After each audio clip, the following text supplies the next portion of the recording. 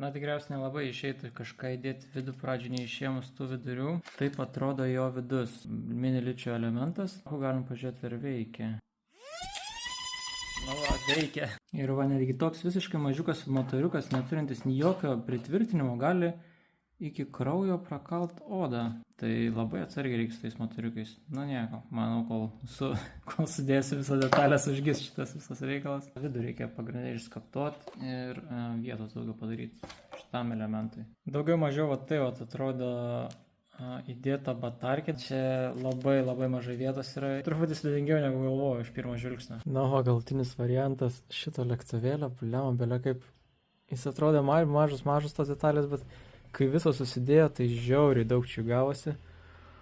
Čia maždaug toks setupas, ką galima būtų sumažinti, aišku, greičio reguliatorių, bet aš neturėjau mažesnio. Bet iš esmės visas, nemanau, kad darytų didelį kažkokį įtaką bendram vaizdui. Tai ką reikėtų tikriausiai, jeigu taip iš tikrųjų daryti, tai greičio reguliatorių sumažinti ir bateriją mažesnį dėti. Bet, pažiūrėsim pradžioje ir skiriasi, nes svorio centras gan stipriai ėjo į galą, kas nėra gerai. Tikiuosi nebus dūžis. Tikrai nemažai laiko čia įdėjau į šitą reikalą.